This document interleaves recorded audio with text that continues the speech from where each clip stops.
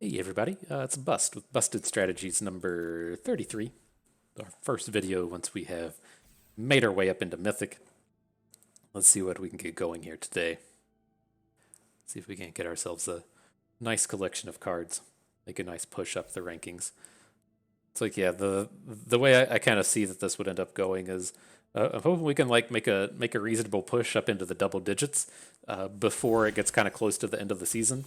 And then I suspect once we get towards the end of the season and the big time grinders and the pros are out here trying to work their way up to the top of the ranks, we'll fall back down into the dumpster region.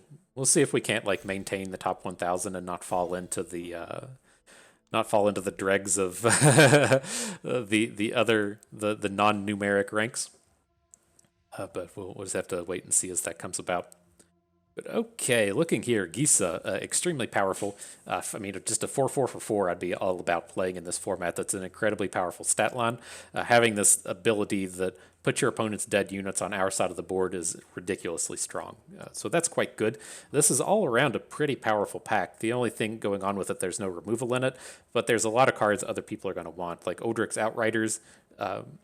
Is kind of the premier white card. There's both of the premier green cards in the Harvestite Sentry Shadow Beast sighting. I think this is number 1 and number 2 in green. The Beast at 1, the Sentry at 2. And then there's our creature of choice here in Festival Crashers. But we'll have to see how this rolls out. There's not too much here I think we can really look to wheel. I think maybe if we get a no way out at pick 9, we'd be pretty happy with it. Probably even the likes of a Rotten Reunion. But Gisa it is. Okay, well, if we're gonna get Gisa at pick 1 and do all the zombie generating, I'm not really upset about stacking up a Blade Stitch Cab at pick 2. I have been running into issues in the premier drafts where, kind of like at the beginning of the season, when nobody knows what they're doing, all of the Esper cards were just ridiculously strong. And now I think we've kind of pivoted to a point to where the general masses have figured out how good the Esper cards are, and they're currently being overdrafted. And so it's like I've been having a lot of success these days drafting green and red decks since the cards tend to go later, since everyone's overdrafting Esper. But I think with cards like this, we just have to roll with the punches with this big time zombie start with Gisa and the Scab. I mean, I can't be out here just taking Brimstone Vandals at this stage. I'm not opposed to just taking Harvestite Sentries, though. I do love that one. Okay, well, the reasonable cards continue. There's nothing that makes me feel upset about being out of the more commonly drafted colors. It looks like the white is more open than the blue and the black portions of these decks, but Fading Hope is still extremely strong. Just a big time tempo play. Sometimes these zombie decks do get these big tempo draws that our opponents can't really deal with. But now, maybe the ship is starting to sail on blue-black. Nothing, again, that makes me want to draft either green or red. I'm not opposed to draft black-red, not opposed to drafting black-green, but the Candlegrove Witch is the most powerful card here. That's where we'll look to move our picks next. Thought the white was, kind of potentially open in the previous pack. Maybe this ends up in some kind of white-black monstrosity. As we say, people are overdrafting Esper. Just collect all these Esper cards.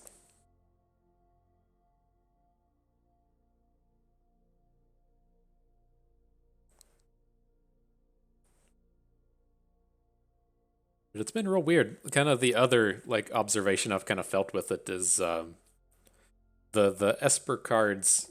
It seems like in pack 3, one of them just like shoots way open. It's very, very strange. But with this is our first indicator of the red cards making an appearance with this really deep red pack.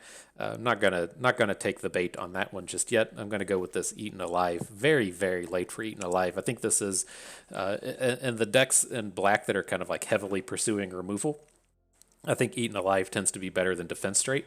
And so, it's a good sign that we're seeing it this late, especially in a pack that has just 2 uncommons missing. And so people have taken two other commons over top of this Eaten Alive.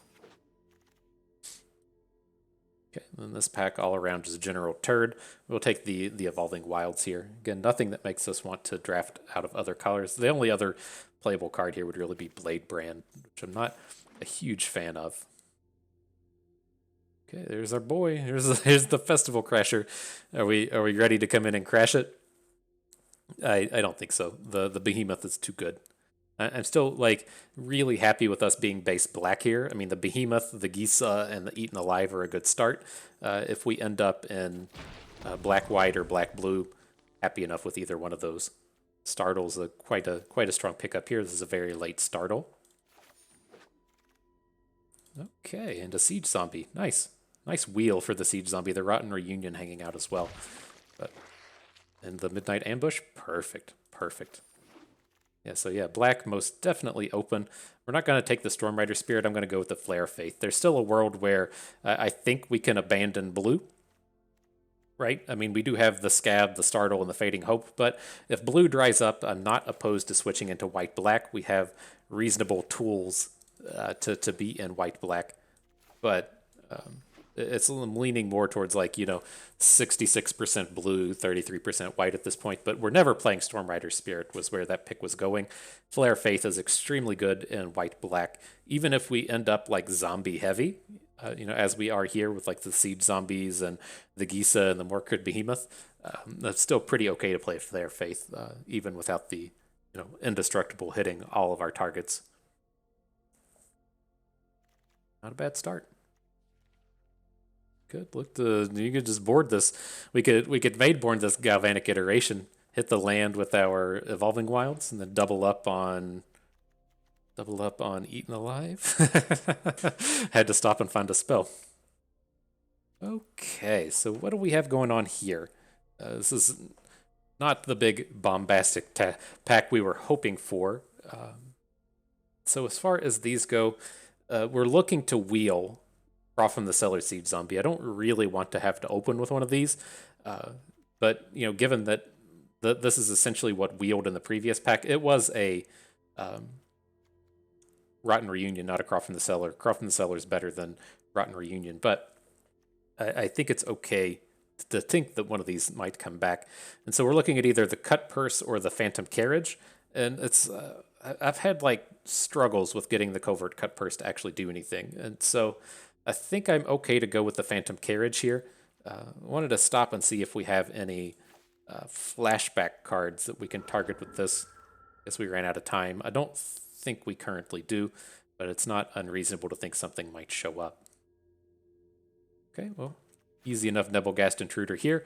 Probably not going to get anything back out of this one, but there is a Bat Whisperer. This has been growing on me here in recent times, and so would not be opposed to it if that wheeled. We're not going to get a Falcon Abomination back out of this. I'm curious if we should just take the Falcon Abomination over the Nebelgast Intruder at this point, and that we don't have any. Well, there's two things, right? This is a zombie, which works with our Blood Stage Scab, and then also we don't have any zombie generation at this point, so it's like Eaten Alive is tough to cast. Siege Zombie is kind of tough to use. Maybe we should just go with the Falcon Abomination here. I'm saying objectively the Nebelgast Intruder is stronger, but I think where our deck stands and the needs for our deck, I think we should just take the Abomination.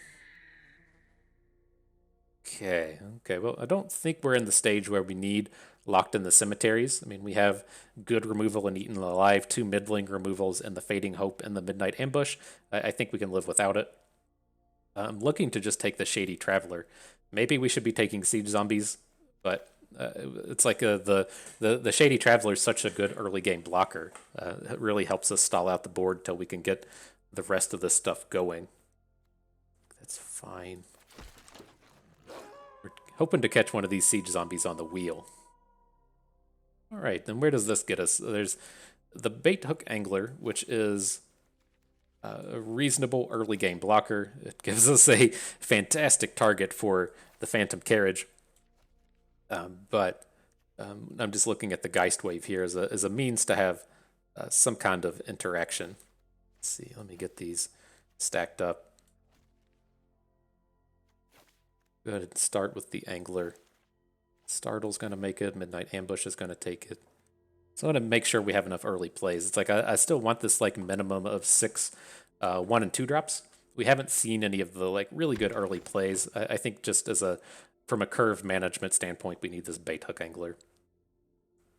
All right, then with these, I'm going to take our first. Oh, there's a defense trait though. I was like, I definitely want this digraph horde over both Morkrid Behemoth and Revenge of the Drowned.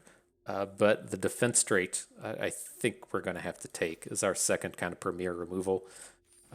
We can look like if things like digraph horde continue to show up, we can choose to not play like Phantom Carriage, Morkrid Behemoth, but definitely would love to have them in our stack of cards here. These are kind of off theme, but I think the Gale Drifter is better than the Bat Whisperer. Get that flyer package rolling together here. Nothing for us. I'll take the Jack-o'-lantern in the event we want to splash something. Comes much easier when we have Evolving Wilds and Jack-o'-lantern. Here's a Nebelgast Intruder, though. Welcome to the squad. Get those flyers going. This is where we were hoping to wheel a Siege Zombie. Didn't happen. We'll take the rare out of this pack. I believe there was another Siege Zombie in this. I was going to say, if it didn't show up in the last pack, it's probably not going to show up in this one either. A little unfortunate that those didn't make their way around, but it's not a game ender. It makes me feel much better about picking up this bait hook angler, though. You do need to go like out of our way to pick up some early plays here.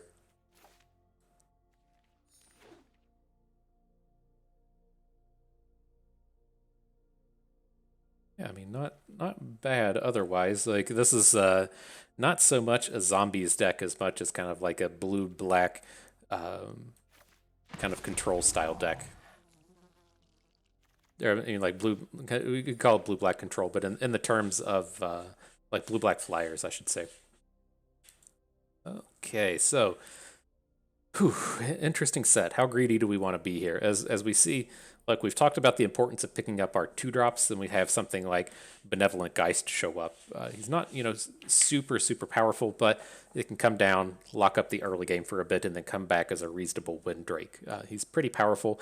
Otherwise, we're looking at Organ Hoarder, which is probably still better than the Malevolent Hermit. We aren't really hurting at that part of our curve, though.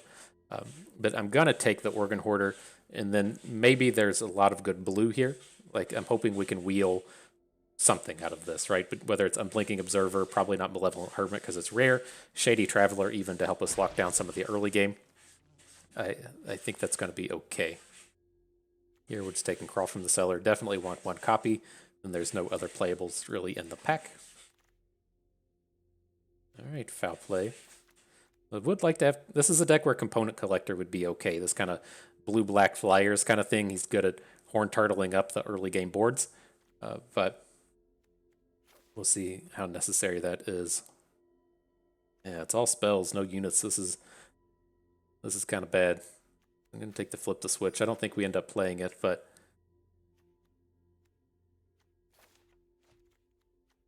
kind of weak. Let's see. It does generate zombies, but we don't have like too many zombie combos. Just the Scab and the Siege Zombie. We don't have a... we don't have too many sacrifice cards, just the Eaten Alive. We don't have like a Scab Wrangler. That's okay. Get these Morkrid Behemoths that I'm probably just going to cut. So, he does have Menace. Does not have Flying. So yeah, it's just like the quality spells are rolling around, but none of the units. I think this is like, I'm kind of considering just taking the Stormrider Spirit and then just cutting both of the behemoths. I think this is okay. This isn't a deck where we need Revenge of the Drowned. Like, we'll probably, the way these cards are rolling, we'll probably just find one anyways. Geistwave is fine. Hate having to play like Shipwreck Sifters in a deck like this. I mean, we at least have a handful of spirits. We have 1, 2, 3 in the Gale Drifter, 4 in the Stormrider, 5 in the Carriage. We just have to have like something to do in the early game. Bait Hook Angler. I've never seen such a more beautiful card show up in our packs. Give us that guy. And then the Unblinking Observer. Perfect. It's by no means an all-star, but got us up to that magical 6 2-drops number where we were really struggling. Let's see, let me line this up how I'm seeing it. Secrets of the Key comes out. Why are you still here, Behemoth? We pushed you to the sideboard. Oh, Component Collector? Beautiful, beautiful. I've never been so excited for such a shitty collection of cards. Give me them bait hook anglers. Give me them component collectors. I am on board. Okay. Good stuff, good stuff.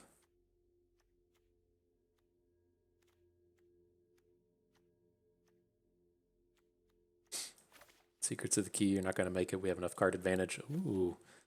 Ooh, make that big rare come into our pile. What else do we got?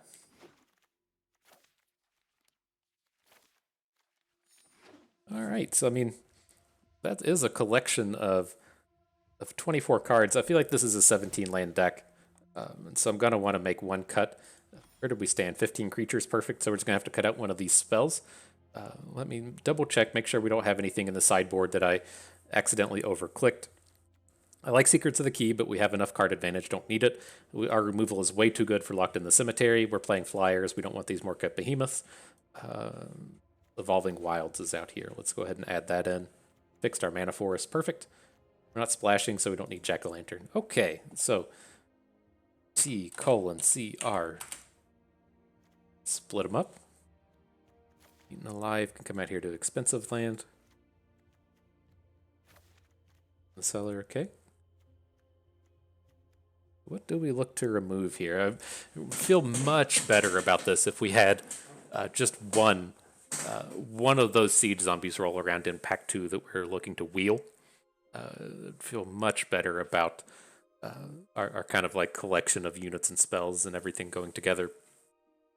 But let's see. Yeah, I mean, I guess I could see an argument for dropping down to 14 creatures. I'm just not a huge fan of it. I like our kind of like defensive plays and the Travelers, the component collectors. A lot of power there. I feel like if we're gonna remove something, I want it to be a bounce spell to a degree. Since Gisa works better with removal spells, but kind of leaning towards flip the switch and just hanging on to our interactivity like Geist Wave. I could see a lot of these draws being like big tempo draws, and then we just need a way to say like bounce a Bird Admirer or something, and so we'll hang on to the Startle. Okay, flip the switch. Yeah, I think I'd feel a lot better about flip the switch if we had like a Scab Wrangler or a second Siege Zombie. Early game package isn't super strong, but I think it's good enough here. Okay, let's get to battle. So yeah, not ultra strong. I mean, I don't, just kind of like looking at the cards, I never saw anything that really made me feel like, I mean, we saw some like green-black stuff going late, but this definitely didn't look like a green-black deck. We didn't see any red we wanted to pick up. There was kind of like good filler in white, but none of the cards that really made me want to switch in. I think we landed in a pretty reasonable space. This doesn't feel like a 7 winner, but it seems like something that we could take to 4, the majority of the time, and then push beyond 4 if things are going reasonably.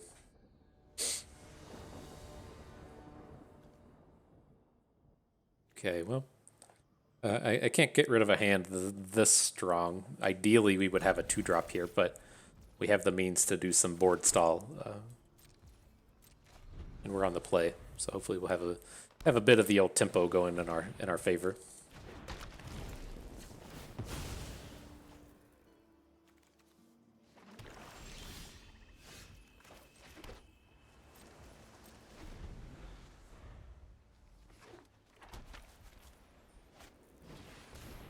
Got it.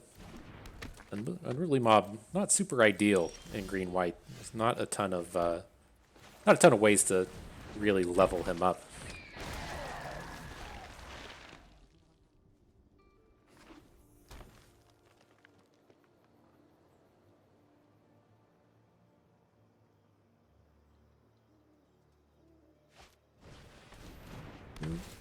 Got a cat taking a dump behind me. One of the perks of my setups here. Got the litter box in this room with me. No blocks.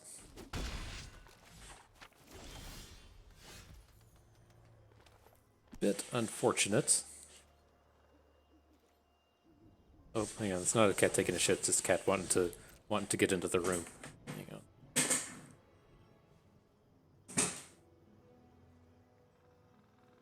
on. Probably wanted to get in the room to go take a shit. Alrighty. So let's see. Let's add the sifters. I'm okay-ish with discarding Stormrider Spirit. I'm not amped about it, but we need to get something going, and it's at least a reasonable blocker on this board.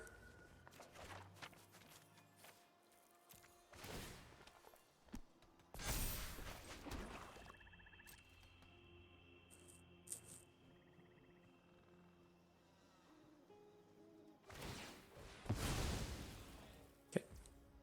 Got our spirit.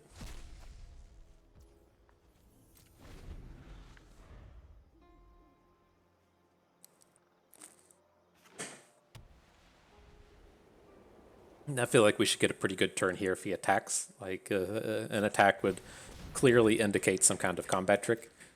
And, we could make a big play onto something that way. We want to just go ahead and bounce the troop. Just try and time walk this thing, and then we have a good attack with the sifters next turn. I kind of dig it.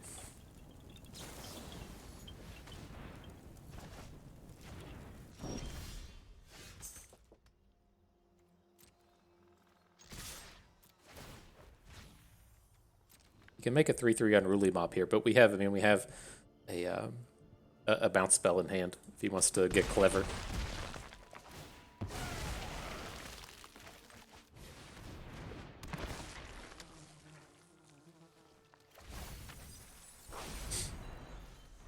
Then don't need the land at this point. We can very easily like defend straight plus Fading Hope. Let's get the big tempos. Like if he taps out for the troop again, that's incredibly good for us.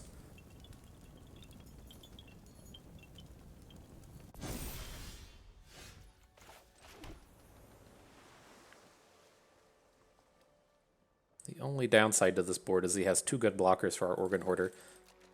So let's do this. Let's go ahead, take his unit off the board. Get this troop out of here. Let's just do everything.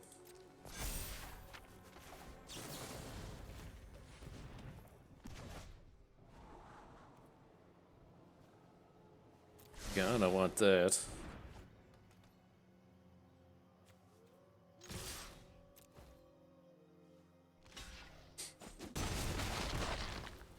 We could have held off for a turn because we're about to draw Gisa, but like, what's the best he's going to do here? Play like a 4/4 Contortionist troop? We're okay with that.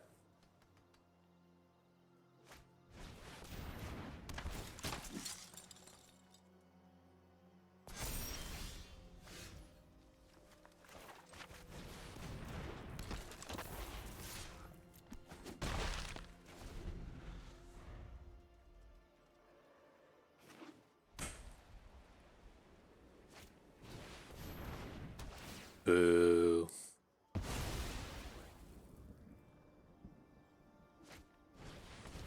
Okay.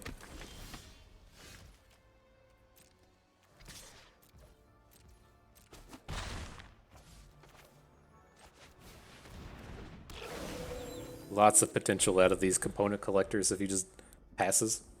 It's gonna be tougher for them to just pass, but for a creature enchantment enters the battlefield and under your control this turn, draw a card.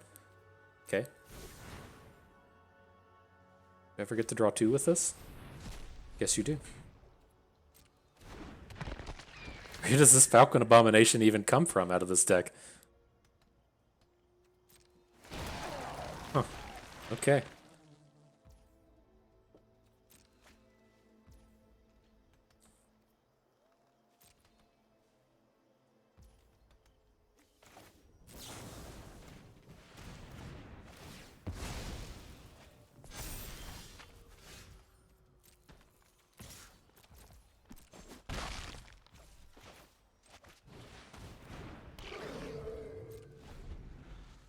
All right, dum-dums. Let's get him. Let's get him.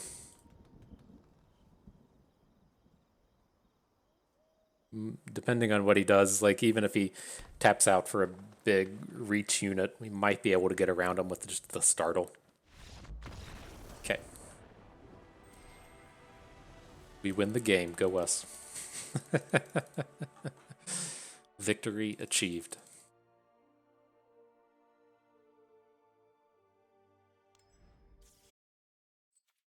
Right. On to the next one. See if we can't keep it up. Expectations for this deck. Not high, not low. Very medium. Very enthusiastic. Not enthusiastic, just enthusiastic about this one. Let's see what we can do.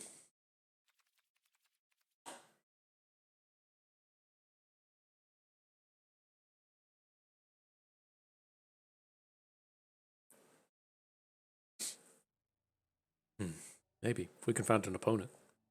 See if the old Poro bot comes at us after this one. I don't think. Well, I mean, I see it like Hue us into platinum. I don't think I've seen it make like even playing through diamond. I don't think I had to play versus anyone less than platinum. Like it never pushed us down into gold players. Not sure what the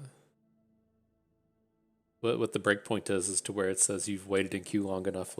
Let's just give you a somebody to play verse. Just an anybody.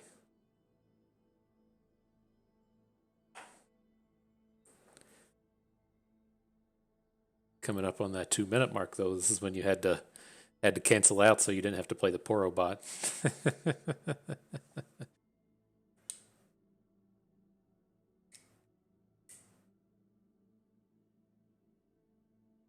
But not bad. I mean, we can talk about other stuff, I guess. I've been doing some storybook brawling. I'm getting close to legend or mythic or whatever they call it in there.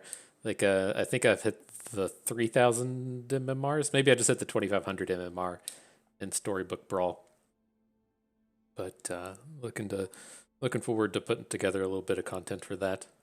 I've had fun with it. I love those auto battlers. It's so nice. It's like the games I hate these days are just like dexterity based. Like I'm too old and it's too stressful to play like Call of Duty or the likes of a League of Legends where you just have to sit around and like click and make skill shots and point and aim and do all that. I'm too old for that shit. It's too stressful. But I like the turn based games and the things like Storybook Brawl and Teamfight Tactics and the auto chess archetype in general has been pretty fun to me.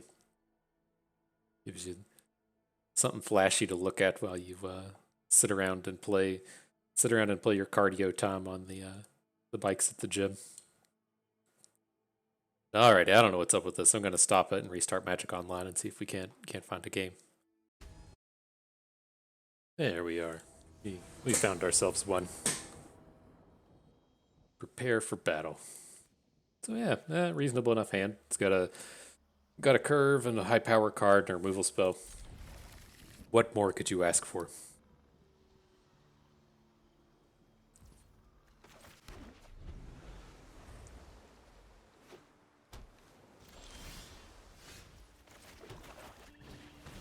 All right, here comes the business. Sure.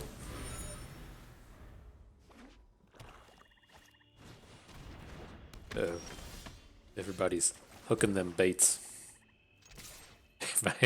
Everybody out here baiting. All right, do you want to actually get the bigger unit on the board? I don't think so. Let's get the drifter out here. It's more likely to actually do something here. I want to get this flyer package going, and then ideally we don't just have to like run Gisa out. We can play her and foul play on the same turn. So let's just get about spending our manas here and seeing if we can't pull that off here in a bit. Get the Heimerdinger effect out of Gisa is what we'd like to do as we compare this to Runeterra. That was always our thing with the Heimerdinger champion. Was you can't just play Heimerdinger and have him die. You have to play Heimer and then have a spell lined up so you can get a bit of value for him. So if your opponent removes it, you got something. So I want to get that something out of Gisa here. probably just going to get mind rotted out of our hand. All right, we got our first siege zombie on the board. If you want to go ahead and keep track in the comments how many times we missed this thing. It's true mythic level play when you're out here just missing siege zombie triggers left and right. And so we'll see what we can do.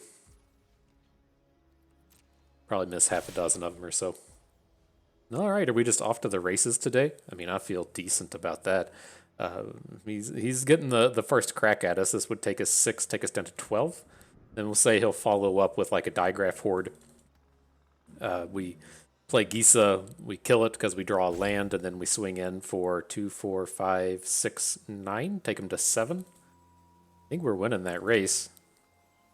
I mean, we have like the handful of decent blocks. Like this one's fine. This one's fine. We need another point of health for that, or another blocker for that. Whenever a creature an opponent controls dies, put a -1. No, I'm not messing with that.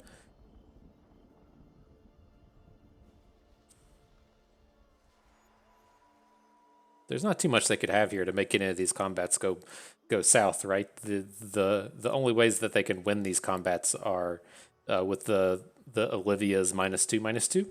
Then otherwise you're looking at startles to where they can just not kill you, and then they're looking at like bounce spells and the like. But all right, Midnight Ambush it is.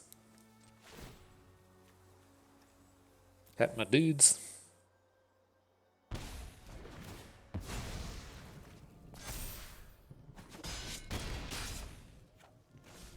Right. We draw the land. Sure, didn't. So how do we go about this? It's like we can add Gisa. It's kind of risky. If they have another removal spell or something, we're just going to get completely swamped. I don't think we're ever going to have this go to night with the likes of Component Collector. They just have too much going on to where they can manage the night and day. Otherwise, though, like, do we really want to say, like, play Component Collector foul play and then just ignore this value on Gisa? It really slows down their aggression. I think I'm pretty okay with that. It's tough for too much of this to go wrong. Like, he can hit us with Nebelgast Intruder or something, but I think, like, the way we can look at this is we'll add the Component Collector. He paused, so I have to take a minor bit of worry about this. We'll foul play whatever we can target. Thought we were going to get the Slaughter Specialist, but apparently that's not the case today. And this may be enough to keep them from attacking. And so if we get to attack into this board with Gisa on the board, we might find ourselves in a space to where we get a kill on a unit.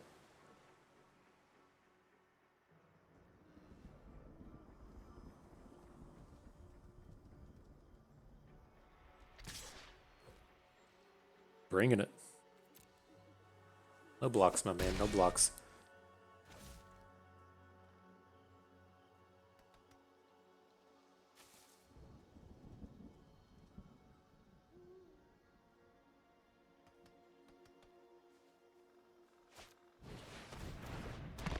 Okay. In the scab. What's our zombie count? 0? 0, not a zombie, not a zombie, and not a zombie. So easy enough from that perspective. But a lot of our attacks are still good. Before he even played the Hobbling Zombie, my idea was that we're going to attack with everything we can except the human token. You know, depending on what they play, that might limit us to just the flyers. But I think if we play Gisa, we're free to attack with the Shady Traveler as well. Since if we take down the Hobbling Zombie with, like, if he wants to double block our Traveler, then we can get a bit of value here. So this is good. You, and you. He auto-passed on this one, so he shouldn't be having any tricks coming at us. And then he's either just going to get faced for a bunch of damage, or give us some tokens off of this this last block over here.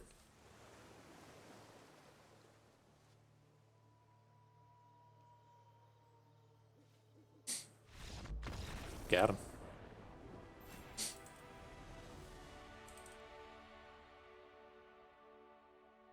Game, set, match, winner.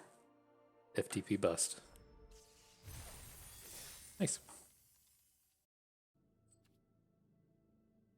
The next one.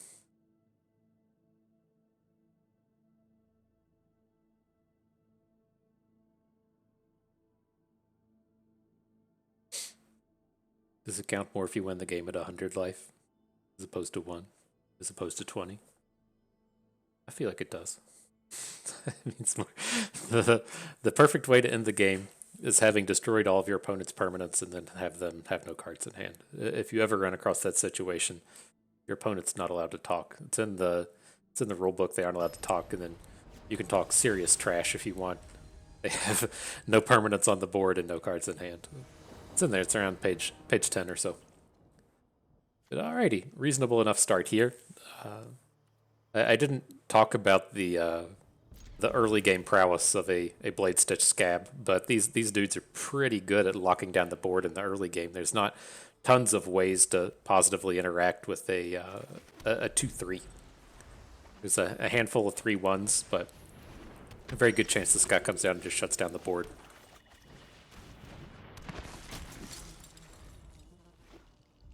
Boros. I like what you're about, my man.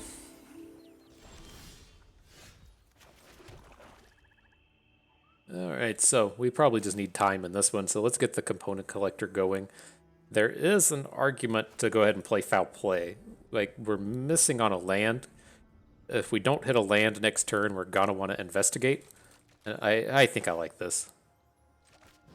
The Obsessive Astronomer is, like, realistically the highest quality unit we're going to get to kill with that spell. I have high levels of respect for the Astronomer.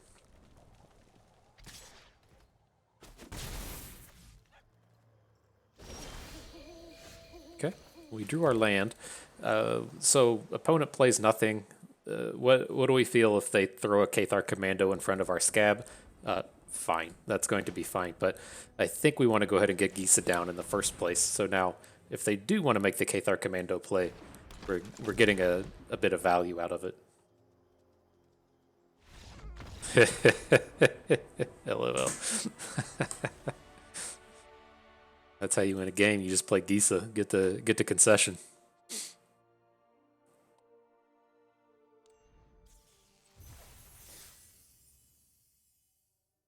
Cool.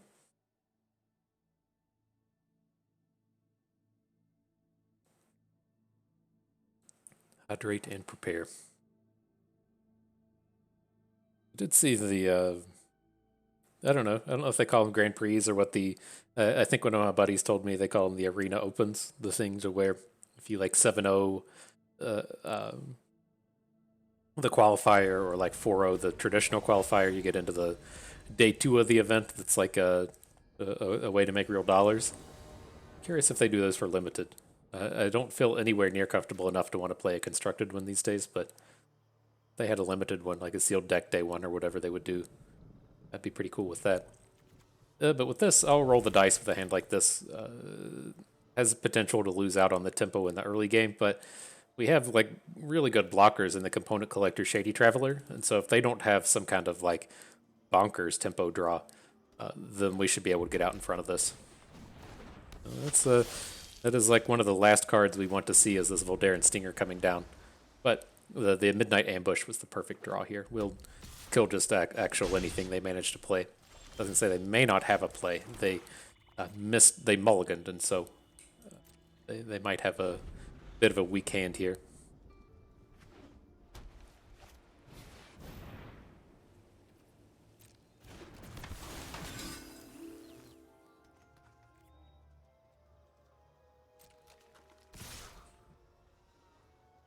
How do we feel about this? We have a multitude of options here. We just need to be in don't die mode, right? They only have 3 cards in their hand. I'm looking to either startle, just to prevent a couple points of damage, get the little token on board, draw a card. But I don't think we want a Midnight Ambush. The big thing that comes around into this is, like, do we want to make a play next turn? It's like he's going to get the activation on the Cavalier that he can throw onto the Stinger, maybe, but I think I like just preventing the damage. At least preventing the damage here. Maybe not necessarily passing on Component Collector this turn.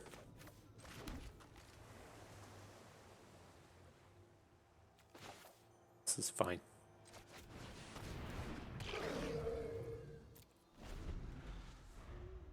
I feel like it's just like we're up to just like too obvious of shenanigans if we just pass on turn 3 here. I guess maybe you can make an argument to where it's not just like super obvious you're about to do something.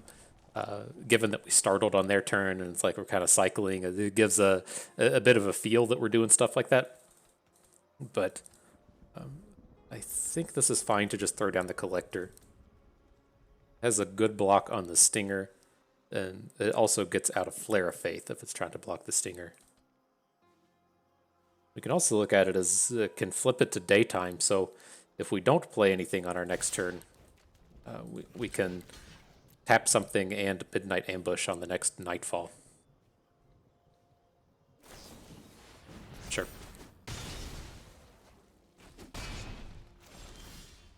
Ooh, Fading Hope's big.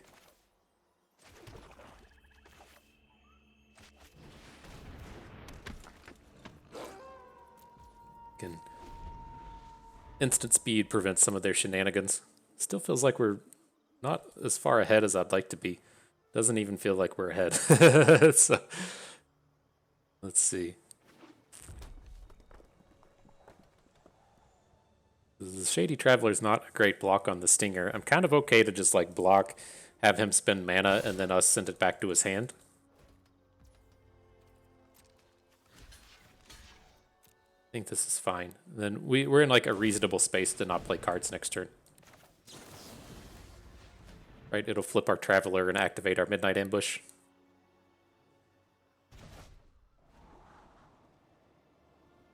Kind of like the Shipwreck Sifter. Let us cycle out one of these lands. Sure.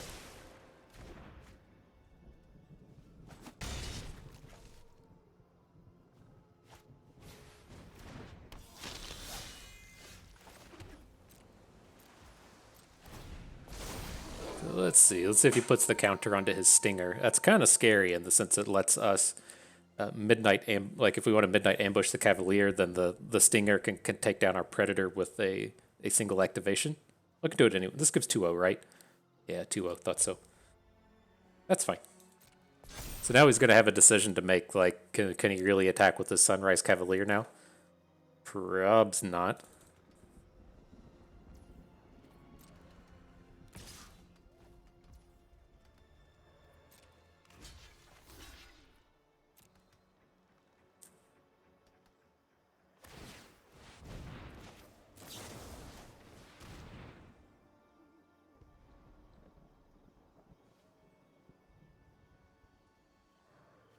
This should also help us keep it at night as well. It's really hard for him to play 2 cards in the same turn now.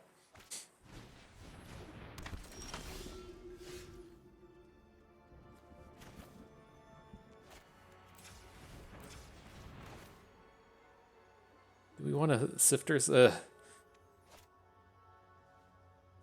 don't think we can.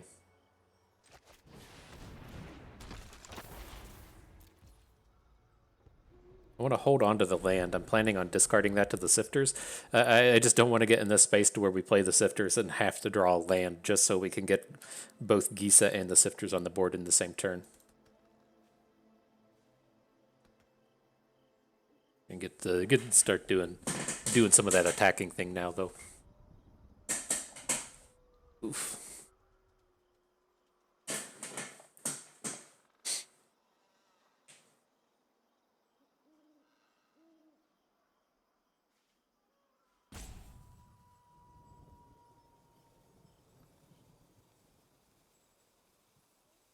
Stop and give Gisa a read and say, oof.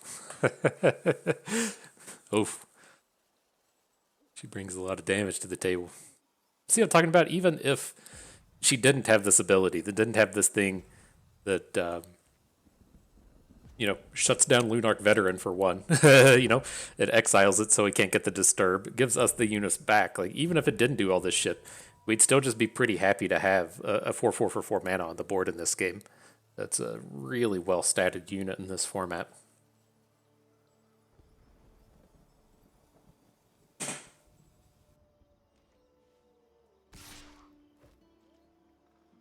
That's a Flare Faith. Sure. Take the 1.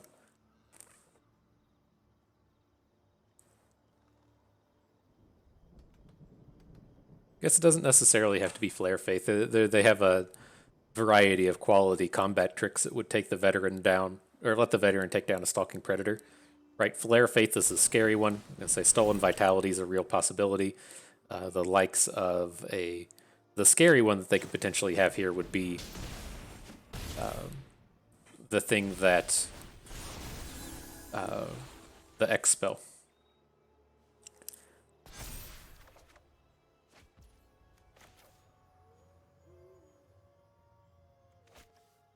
I don't think it matters. I don't think we have any doubles in our deck. Gisa's the only one. Yeah, sure.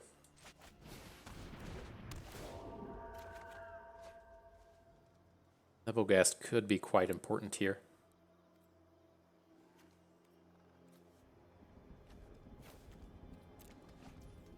As our opponent tries to burn us out.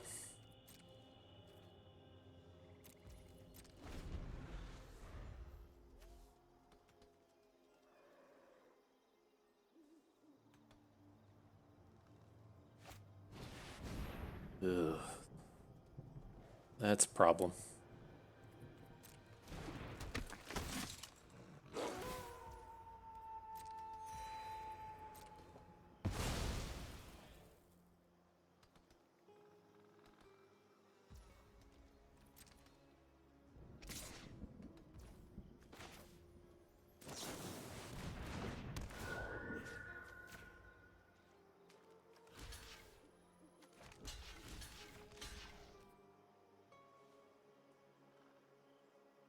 We should probably block with the Sifters. I mean, if he has the Stolen Vitality here, I want to make sure that we take down his unit.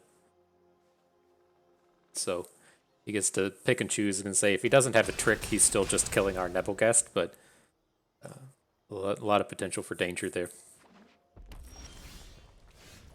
Nice.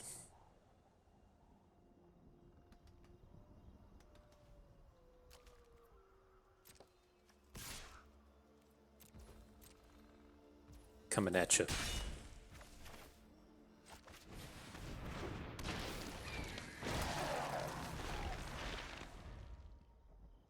want to try and get them to be a little clever. I don't think it's going to happen, but there is a potential world where he plays the Sacred Fire onto our Falcon Abomination, and then tries to attack with both of his units.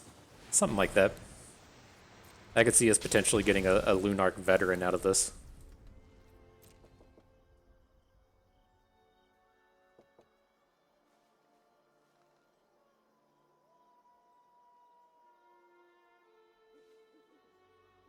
Maybe not. That is really aggressive to go for a line like that, but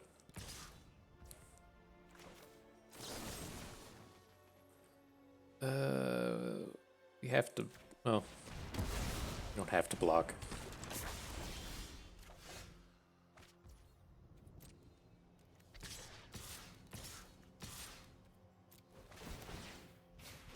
We're pretty far from lethal, so I want to keep the Shipwreck Sifters behind. Just in case. I can't think of too many weird draws you could have here, but I don't want to just get blasted by a haste unit or something. Got anything good in here? What does Crawl from the Cellar get us? Potentially like a Nebelgast. Otherwise it's just a Gale Drifter. I can get behind that.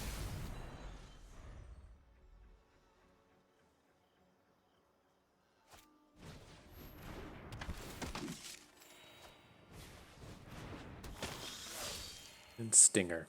Okay.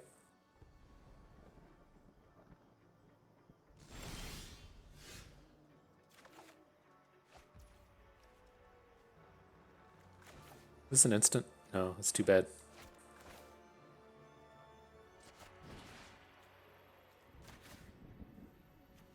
A zombie? It's unfortunate. Thought you were a go. I guess it makes sense that the zombie master here is not an actual zombie.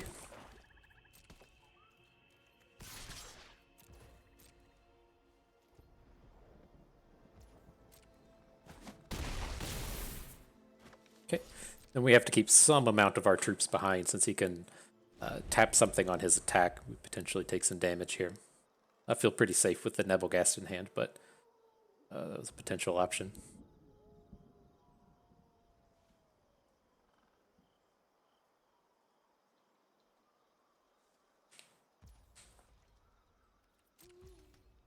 Now, do we want to play it?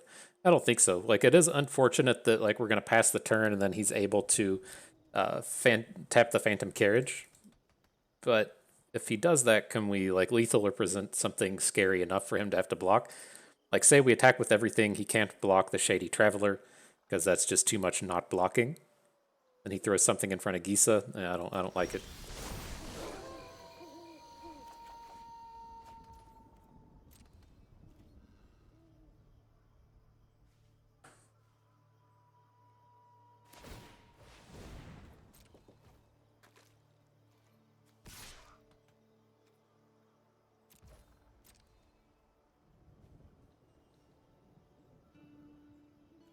Can't block here unless he double blocks.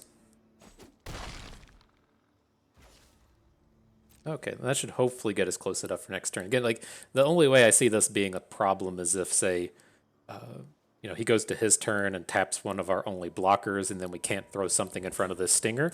I really don't want to be attacking with everything. Like, it's just not safe. We could have like attacked with Gisa here,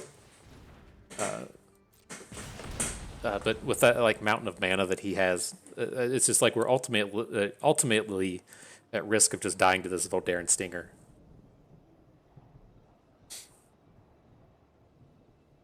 Takes us to.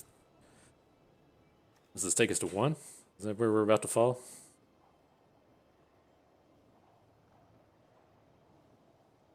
What's going on here? Is he scrying?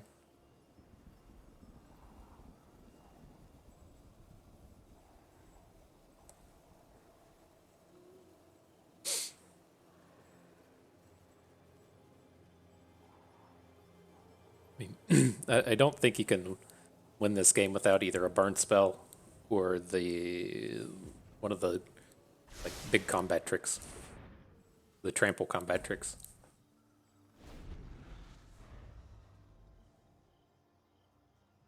But I mean, maybe we should have attacked with Gisa just to take some of these units. Now we could have killed the veteran, but right, if we attack with both, he blocks the veteran, then he taps the shipwreck sifters. This is how we end up losing a game. Okay.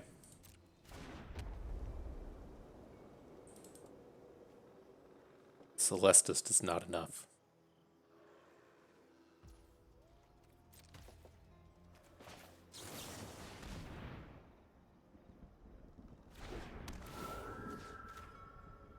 Okay, so now he can tap our Phantom Carriage, and then he just can't block enough stuff here. This one's done.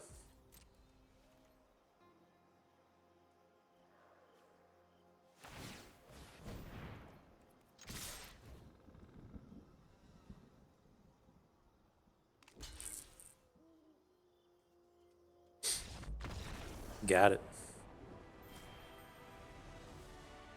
Cool.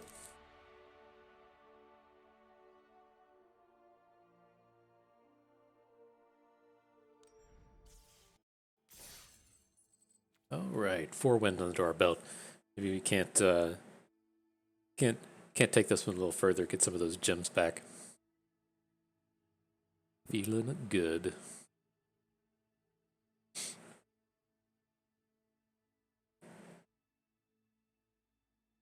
Express yourself. I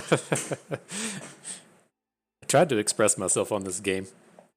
I made the name Butt Stuff 420, and then Wizard stifled my ability to express myself by changing my name to Player and then a bunch of numbers after it. Load of horseshit. Express yourself as much as you want, as long as it's not against our terms of service. That's essentially what that says. I'm waiting for it, man. I've got my on Steam. I still use Butt Stuff 420, and I've been playing. I've been playing Storybook Brawl. It's just like I'm just hoping it doesn't get reported. I don't know if it's against the Steam terms of service to have "but" in the name or to have 420 as a number. I was hitting a lot of angles against the Wizards terms of service. I don't think they'll let you put like 420 or 69 into any of your usernames, and so I'm pretty sure they weren't real stoked about "but" either. But Steam seems to be like real relaxed about it. They were pretty chill about it on Runeterra as well. But I figured if you ever want to get monetized on here, you probably can't use the name Butt Stuff 420. But nonetheless, we'll keep this one. This is a reasonable enough start. We can get one of these scabs going on the second turn, or we could potentially just discard a Stormrider Spirit to a Shipwreck Sifters. We got lots of options here. Opponent's not doing anything. Give me one of them islands. All right, and so, I mean, it's reasonably close. I think I want to just start off with the scab. We have things to do over the course of the next few turns.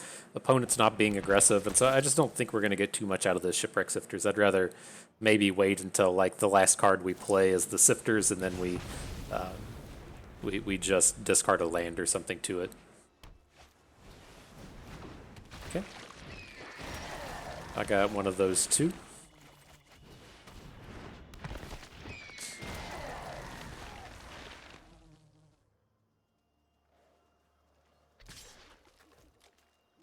We should probably block. We're going to be on the defense here.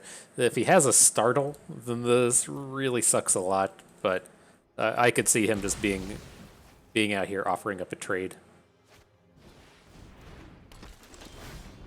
Then the Thermo Alchemist, I think, is good enough to want to spend an Eaten Alive on, but we just picked up the Organ Hoarder and have the mana to play it. We can look for that to be something that we do in the late game here.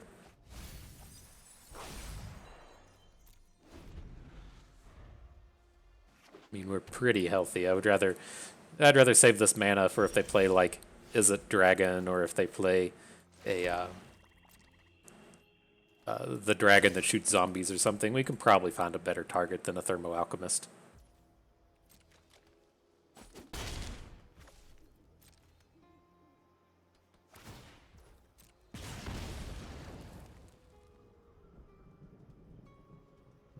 Okay, and then if they spend some mana, we'll play the Stormrider Spirit. I just don't want it to get popped by a Flip the Switch, and so if we just play it on our opponent's turn, that's good enough for me. But this feels pretty bad for us if the extent of our turn is just playing directly into a Flip the Switch. If we wanted to play directly into it, I'd just play the Gale Drifter, but I think this is pretty fine. Okay, let's play our bro. And I will put the Organ Hoarder on top. He's still an extremely good draw.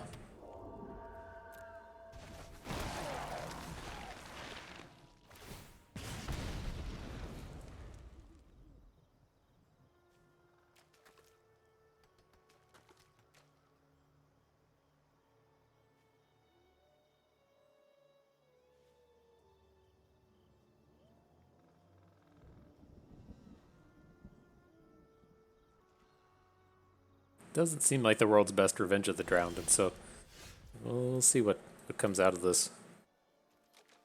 Boom. 3 damage is about to come out of this.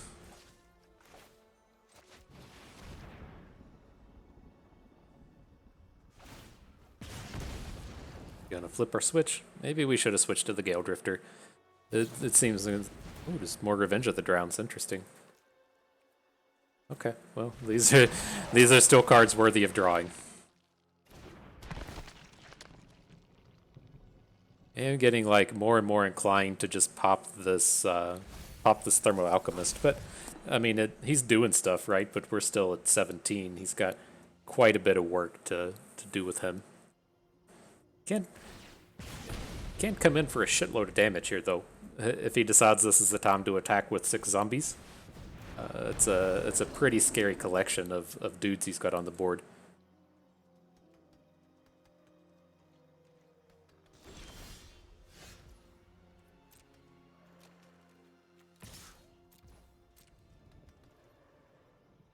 realistic chance that he just doesn't block here and looks to come in for damage next turn.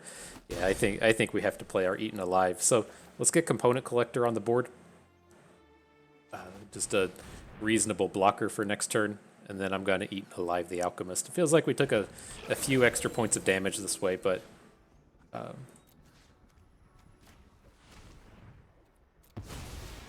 think it's been reasonable.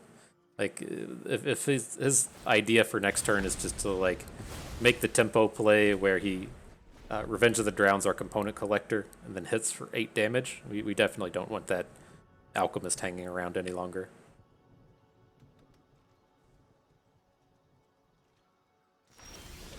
Nice.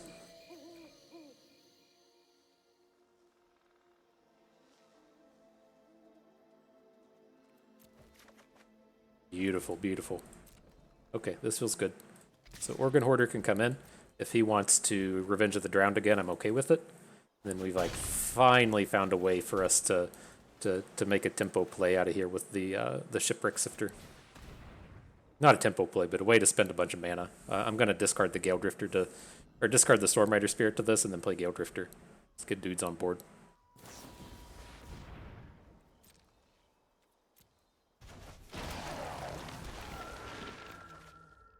Nope, we'll discard Island. Well, it turns it into a bad blocker against a lot of this stuff. we played a land this turn, right? Let's just get rid of the island.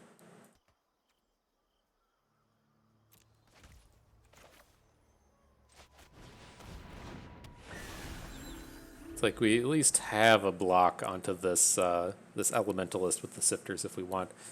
I'm really surprised he hasn't just chunked in all this damage yet. We're starting to get a board, and these can be blocked. And he's missed out on lots of opportunities to just dome us.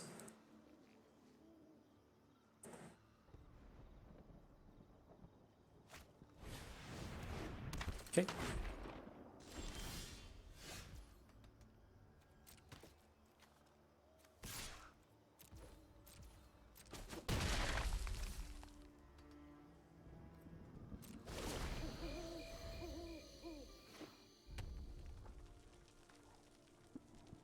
It's not that scary anymore. I mean, we can potentially make a tempo play on this turn. And I mean, he's at 5, and so if he like taps out for a dragon or something here, and we get to bounce it, play Stormrider Spirit, reasonable chance we can just win the game next turn.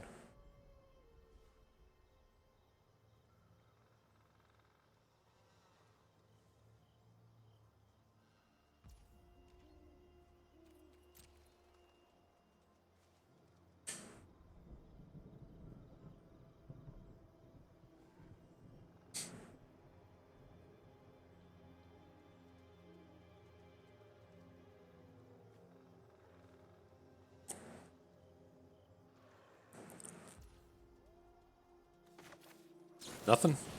The big do nothing, huh?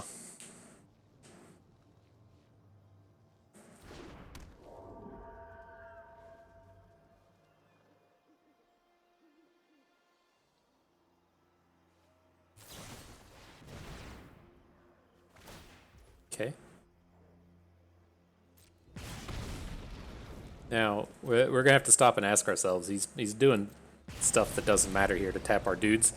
Is there a world where we ever want to Fading Hope this Thermo Alchemist to see if we draw like a removal spell, right? Get 2 shots at a removal spell? Maybe. We would have had to consider it if they didn't concede. But we would have needed a way to just like pick up 1 point of damage. Like if we assume that his play is Startle, we can still come in and win the game there. All right. All right, pre-final battle, here we come.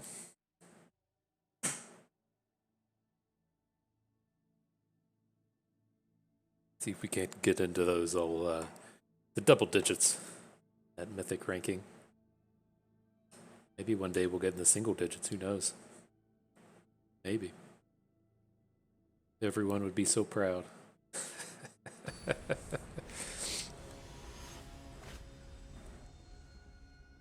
Alrighty. So what do we got going on here? This is not a very compelling keep. It has the Geist Wave to interact early. I mean, we only have the 6/2 drops in this deck, so it's not like we can really mulligan for one. How bad is this? The question is, how bad is this if we don't draw the third land? And it is pretty bad.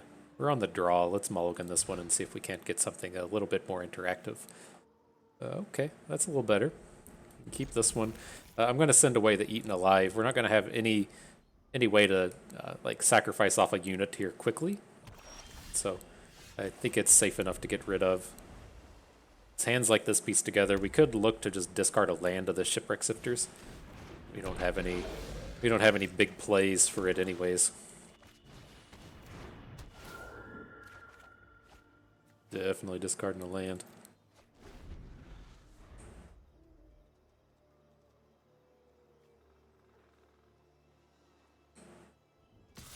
Block. I mean, we're not going to get much better in the way of blocks, and then if, you know, he wants to spend a combat trick to kill our Sifters, it's fine. If he wants to play even like a Neonate's Rush, that's fine as well. This kind of sucks. I mean, we don't have a spell to kind of stop the shenanigans here. I don't think we really have the time to get like cutesy with Gisa and worry about the values there. So I think we should just go ahead and drop a defense straight. I'm going to play it on the Vandal. Seems like for the immediate time being, we should be able to come in here and just block this Festival Crasher. Again, if he plays a vampire trick, whatever it's called, to give it trample, this is going to be kind of painful, but this seems to be the way for us to get the most time.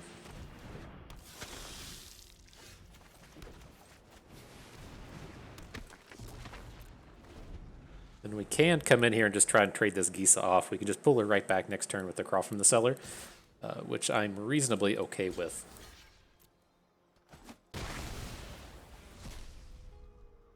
Just give me the time here.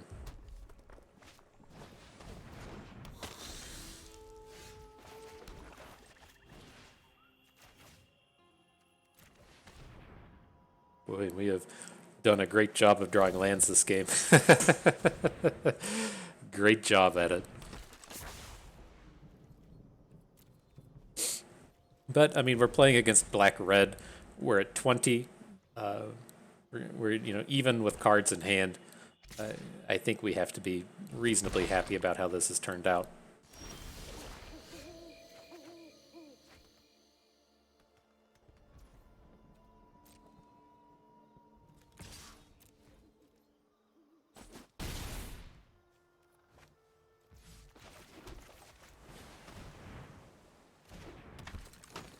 Curious what the makeup of their hand would be like here. It's not combat tricks. If you had combat trick, you would have taken down our Gisa. Probably not removal spells, or you would have taken down Gisa. It could be, units, but why wouldn't he have just played a unit last turn? Really boozled by what he's got going on here. Not bamboozled, just slightly boozled, Nebelgast Intruder was a top-notch draw here. If he wants to try and get a double block, we've got to shut down for that. Now we're gonna definitely get a good block next turn. This thing has Menace, so it is slightly annoying. We have to block it with 2 creatures, but I have to assuredly think he's going to attack with the Interloper here. At least get that good one.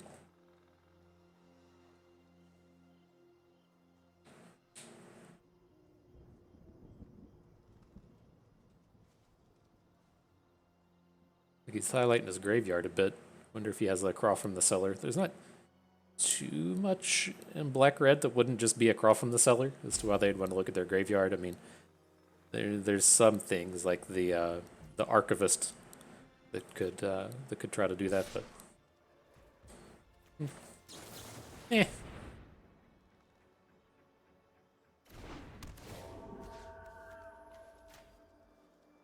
I guess we'll give this the negative attack. We're going to come in and trade. But if he has a combat trick to give it trample or something, then we'll prevent a couple points of damage.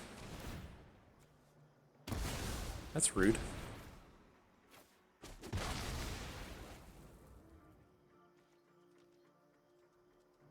Why do you gotta be like that, bro? Is the Elementalist. Oh, he's gonna get his removal spell back. What a lame-o. What a lame-o.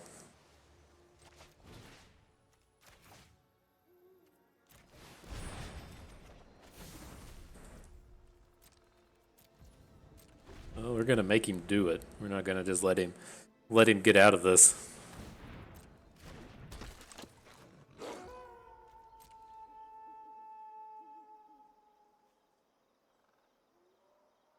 If he does get bold and decide to attack, I'm looking to just take down the Festival Crasher.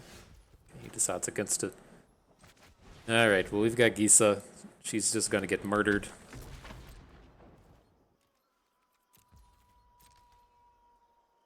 Need to draw something good. He didn't just kill her now. We can. Is this a sorcery? No, I didn't think it was.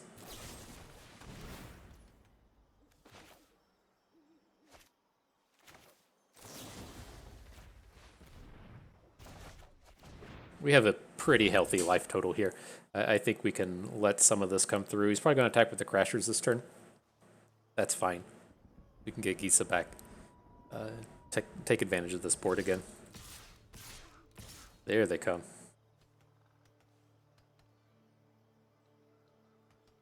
Oh, I'm going to kill him where we can kill him. We'll put the Sifters in front of the Elementalist. 2 attack here. We take a mountain of damage this turn, but we'll get to replay 2 units next turn. Hopefully that'll be enough.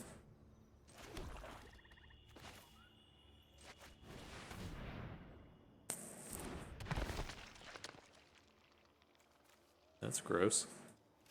Guess at least we don't have to draw all that.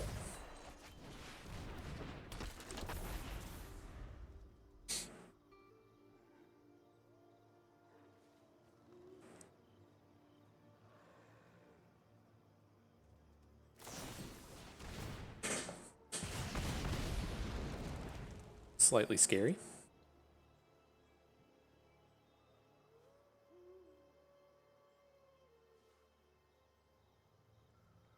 I mean,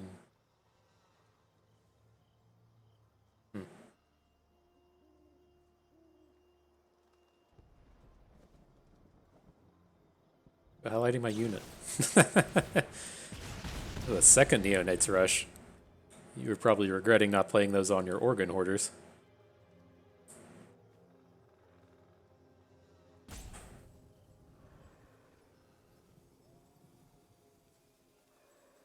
You can see, I mean, there is the dude that comes down and kills off something that's taken damage.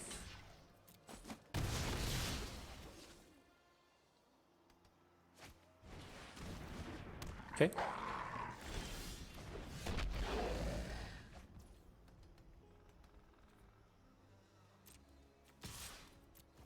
I don't think this is overly greedy.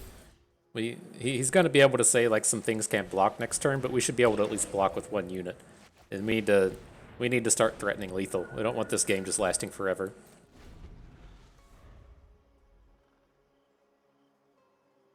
So if he picks up another land, he can say 2 units can't block. As it stands right now, he can only hit 1.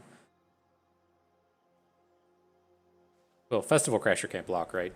Yeah, he's got Decay.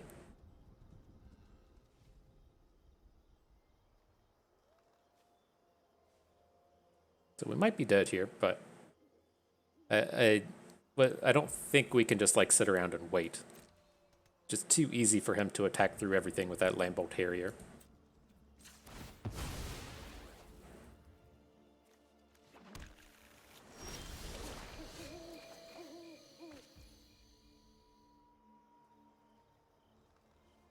Okay, so this is lethal if he doesn't have anything. So we'll pay the mana. We want to target the Harrier. Auto pay, sure. Crasher will grow 1, so we attack with everything and he blocks Gisa, then we can still get in for the 6 damage. Perfect. There's the double digits. Hit that 93. Go us.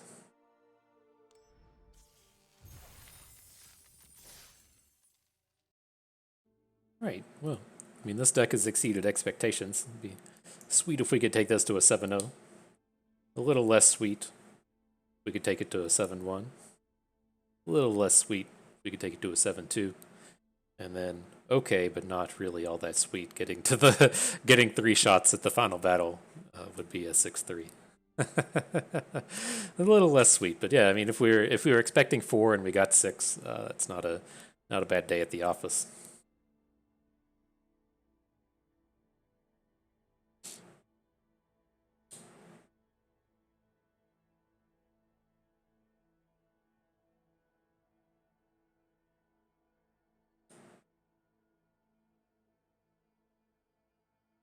Gonna have to keep waiting. We gotta wait on a round 7 opponent. I'll just pause it and wait and see. Oh, there it is. Never mind. As I went to pause the video, LOO Trick EDU makes an appearance. My favorite college.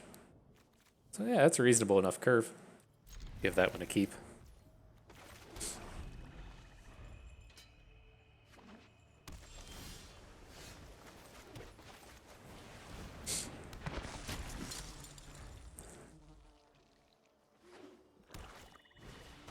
All right, the blue-black mirror match. I think we can just go ahead and defend straight his. You don't have a lot to do now. We need to draw a land pretty quick. I'd love to keep up a big tempo draw against blue-black.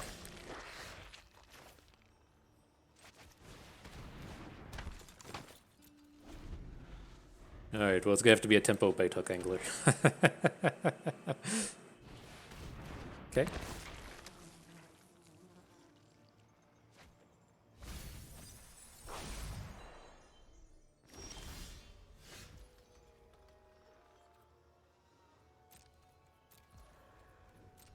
Well, unfortunate.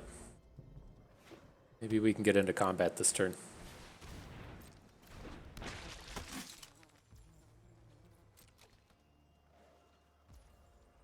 Nope, we got a startle.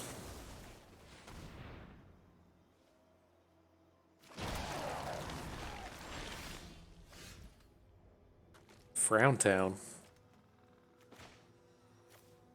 So we can do a little bit of something with Siege Zombie here. Is he gonna flip the switch on him? Sure. That's not that bad. I mean, he's not being aggressive on us. If we can just draw some land, we have like lots of power. Like if we can get Gisa down, and if he kills her, we can bring her back with Crawl the Cellar. Like we have lots of options and lots of time here. We do need to draw land pretty quickly. Will Thing says we're at 52%, so that's, in my experience, that's actually about 10.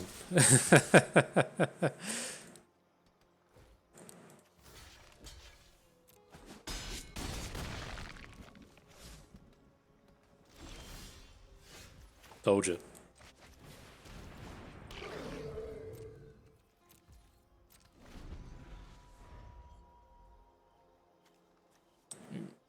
We probably should have crawled from the cellar. I kind of went on autopilot here and had in my head that we'd be able to just crawl from the cellar back this Gisa and a big value type play, but that's probably not happening here. Probably not happening. I don't think we have any draws out of this. Hey, we finally found our land. Boo. Dang. We could have definitely survived that one on 4. Like, if we could have traded any card in our hand, like even traded away Gisa for just another land, I think we would have been right in that one. We just stalled too long. Okay. All right. Final battle, round 2. Immediate opponent. Shuckleberry Finn was ready for it. What do we got? That looks a little better. Looks a little better. We can keep this one.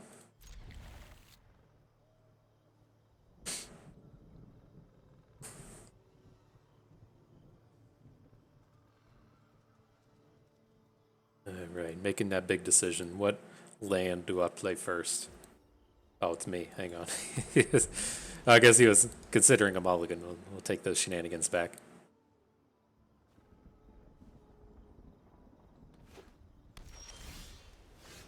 I'm going to discard this bait hook angler. boost up our sifters.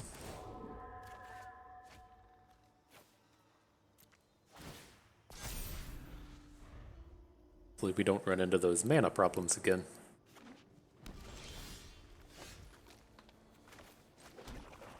If he has a Cathar Commando here, more than happy to make the trade. Does not, we'll make our aggressively centered play. The Shady Traveler. Oh, 3 colors. Interesting. Well, I'm happy enough to just defenstrate this. This is one of the higher quality units. We'll get the swamp on board. Do that attacking thing everybody's talking about. Let's see how this goes.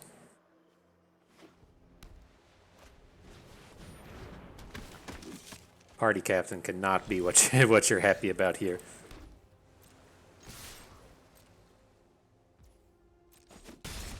Alright, so let's add our most aggressive units. We'll add the Unblinking Observer. We'll add the Bait Hook Angler. Let's see what opponent has for us. Okay. I can assure you that's going right back to his hand. Make sure, I've messed this up before. It's Ward 1 on the front side. So let's get this out of here. Yes. Pay that 1. Oop.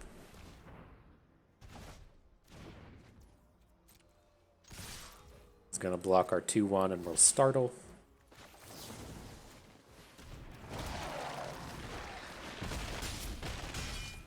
Alright, and then barring something like a Vanquish the Horde, that should do it.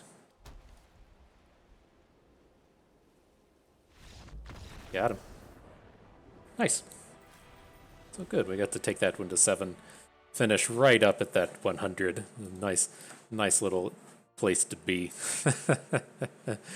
So cool. Glad we got this one to the end. Let's get this deck pulled up and we'll talk about it just a little bit more. All right, so yeah, here we go. It's fairly straightforward. I don't think at this stage we sit around and just like talk about the specifics of these decks too much. I think the big thing that we did with this one, 2 things that I like to kind of call out and take note of is somewhere there in like the middle of the draft we realized like what a mess the early part of our curve was. And we set out to fix it. And that's how we ended up with all these bait hook anglers, and completely happy with how that turned out. That is one of the kind of big things with this format. I feel like the magic number of early plays in a slower deck like this is 6. You don't want to have less than 6. If you have less than 6, you're going to run into too many games to where you just don't do anything in the first 2 turns, and then very much so like what happened in that last game, just way too easy to get tempoed out. If your opponent plays on curve, they have some kind of interaction, they play like one unit that's better than your units, then you tend to just like fall super far behind and can't really recover. And so it's not like the most aggressive format we've ever played. Like, God, I played through Gatecrash, loved Gatecrash. It was probably the one of the most aggressive formats of all time. But this is something where you can most certainly get punished for not having a reasonable curve. And so this is a format to where, there's a lot of formats, maybe like core set kind of things to where you can wait until the 3rd turn to play a card. This doesn't really feel like one. And so you do have to kind of go out of your way in blue-black to pick those units up. Things like Siege Zombie don't play well early, and then outside of that, there's just like not a whole lot of early plays. And so don't let this get too far away from you. It's very, very easy to get to pack 3 and then just be like, oh shit, I got 1/2 drop in this deck. I gotta fix it hard. And so I'm glad that we like picked up on that happening. And then I think kind of the big thing we're able to do here is I talked extensively at the early portions of the format and me not really being able to decide what cards should go in what deck. And so like kind of like step 1 of piecing together in a deck is just evaluating the cards kind of objectively, right? Saying, okay, well, Bait Hook Angler is better than Shipwreck Sifters, right? That's reasonable a reasonable assessment, right? You can probably say that Shipwreck Sifters is better than Component Collector, right? If you're going to go through and tier off all the cards that live in the game. But the place we're having problems after that is taking it to the next step, right? As to where you're saying, well, okay, we're saying Bait Hook Anglers is better than Shipwreck Sifters, but which decks does this apply to, right? If we're playing a really aggressive blue-red deck, would we rather have bait hook anglers or would we rather have shipwreck sifters? If we're playing a blue-green mill deck, would we rather have bait hook angler or shipwreck sifters? And so I think the thing that we were able to kind of successfully do with this one is say like, okay, well, we're in blue-black, right? That kind of normally leads to you being in zombies. You want the zombie generators. You want some kind of way to you want your zombie generators, you want a way to sacrifice off the zombies, right? And so that's how you get this collection of things like I don't know, mind rot that makes the zombie, and then you find something like eaten alive. But like that whole cycle of cards we didn't piece together here, right? We don't have like the big zombie mass siege zombie deck. We have like some cards that look good in it, right? I mean, we have things like we've got a siege zombie and a scab and a Gisa, and then we have some of the card generators like Startle. We have something to sacrifice it and eaten alive. Like we have some of the components of that deck, but we don't have the zombies deck together. And I think it was pretty clear early on that we weren't drafting zombies. We were drafting blue-black, but not zombies. And so it's like, what are we trying to actually do with this deck? The way we're going to win this game is with flyers. And so that's where we're going to see things like we're playing the Phantom Carriage, we're playing the Storm Rider Spirit over the Morcut Behemoths. We made some flyer-specific picks involving like Falcon Abominations and Gale Drifters, and that's how we come about these cards like Component Collector being in here. It's like we're not even fucking around on the ground, right? We're not even attacking with our ground units. We're just putting down walls on the ground and attacking through the air. And I think that's what we've like really picked up on. I think that's what when we got like hard stuck in Diamond last month compared to now, I think that's like the big difference that we've made is like being able to hone in and focus in on what deck we're drafting. You're right, because we're in blue-black and we aren't playing zombies, and then focus in on what cards are good and what cards really support that style of deck. I think we did that pretty reasonably well here. And we did a good job drawing Gisa. Not bad, not bad. And so yeah, we can take a look at the draft here real quick. Again, like Gisa, outstanding. Again, if this was a 4/4 for 4 mana with no text on it, F&A, great. That is a fantastic stat line in this format. Having all of these other abilities between your opponent can't put creatures into their graveyard and you get to steal their creatures and put them back into play, just icing on the cake. Gisa is completely and super strong here. So I like how this one turned out. I think the thing we should have kind of taken note here is maybe I mentioned it, maybe I didn't. I know there's the Festival Crashers here that really get me off course, but we should have probably considered more the likelihood of blue-green being a thing, or black-green being a thing. When we have the Digraph Rebirth, the Shadow Beast Sighting, and the Harvest-Tide Sentry, there's not an unreasonable chance some amount of this comes back at pick 9. And here there was the Harvest-Tide Sentry. Was there even a Tireless Hauler in this pack? Jeez. And so yeah, there's certainly a good chance some green cards would come back. All of the bros we were excited in came back, but we did land on the Siege Zombie. So I don't know if I mentioned that, but that's something we should have been taking note of. Very easy Bloodstitch Scab. Again, like if we end up in the zombies, then great. I still think the big thing with the Scab is just being a 2/3 for 2 mana. Great deal in this format. Shuts down tons and tons and tons of units. There's a lot of Coven-based decks that just can't beat a Bloodstitch Scab. It's like you can play a single copy of Harvest-Tide Sentry, but then the Scab just shuts down like 4 of your other units. Like there's just decks that have real issues with beating this guy. Very happy to pick it up here. And then things, didn't get bad enough to where we didn't feel like we should be in blue-black, but they certainly dried up here. Along the way. The Fading Hope is reasonable, but not an exciting pick 3. Then we just completely whiff. I think the Candlegrove Witch is fine. If we end up in white-black or blue-white, we would still be okay with that. Eaten Alive really plays to our black themes with Gisa. Like at this point, I think it's going to be a real stretch that we don't at least play base black with the removal spell and the Gisa. Complete pack of garbage. The Morcut Behemoths, if we end up in white-black, it's fantastic. It doesn't play that. That's the only deck I'm like really excited about. I mean, if we're in blue-black, we'll play it.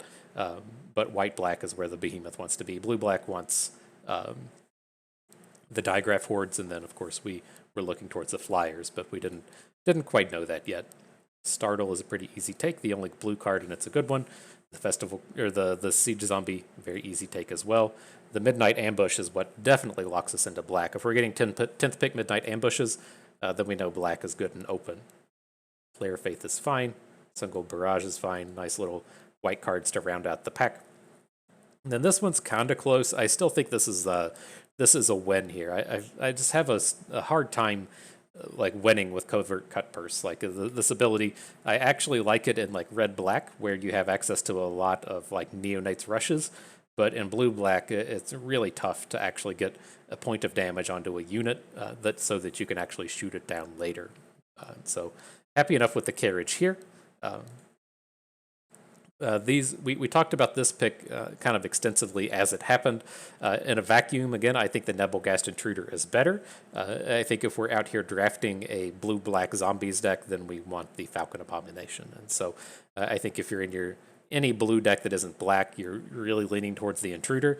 The way this deck played out at the end of the day, I would have rather had the Intruder, but we didn't realize how far away from zombies we were going to be at this stage. So I think that was safe.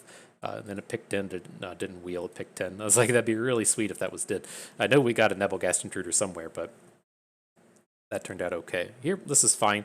Again, like the Shady Traveler can be much more defensive than the Siege Zombie, and we wheeled a Siege Zombie earlier. I think this was the place where we saw... Was this where we saw two of them? No, it must have been in the next pack. I think this is still fine. Again, we don't want Locked in the Cemetery. It's very good green-red cards, but we're not at a place to where we can switch. Gotta mind our curve with the Angler. Again, I agree Geistwave is stronger than the Angler, but we have to have twos. Defense Straight is better than the Revenge of the Damned. That's a very easy one. We've got a Digraph Horde Behemoth down here, but the Defense Straight is very good. Yeah, I think it was probably pretty straightforward from here. The Intruder over the Sifter is very easy. Yeah, I don't remember. I think some of these Siege Zombie packs were what I was wanting to kind of come back and review. A lot of these packs were turds. nothing in here. Very easy foul play. Nothing in here. Flip the switch. I thought we had a couple packs where there were like kind of middling siege zombies, but maybe I was thinking of a different draft. But okay, yeah, I think that'll do it for us today. Got a handful of rewards to click on. Look at all those gems. Isn't everyone proud? Let's crack these packs. Oh, must have been something from the Mastery Pass. What we got? True Polymorph. Target. Comes a copy of another target artifact or creature. Interesting. I haven't seen that before. So, alright, what can we get here? Catilda. Wonderful. Absolute delight in limited. If you haven't had the chance to play the 1-cost Luminarch on the first turn, Catilda on 2, and then a 5-drop on turn 3, feels pretty good in limited. I've gotten to do that before. The actual epitome of good early, good late. She's fantastic. Ghoul Caller's Harvest, not so much in the Land of Fantastic.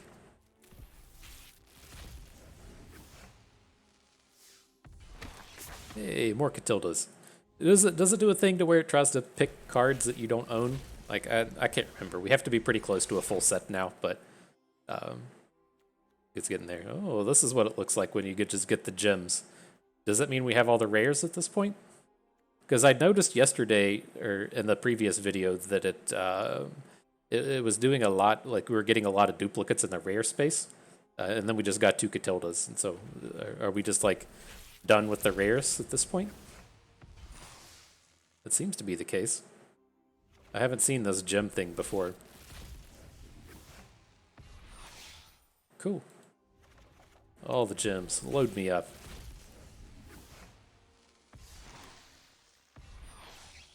Rare wild card. Like much more valuable than 20 gems. And the last one, gems. Cool. Yeah, I mean, where do we go? How does a person see how complete their collection is? I think I had to try and deal with this before and got salty about it. pretty standard. Let me see. Midnight Hunt. Collected 1, 2, or 3. It's just mythics at this point.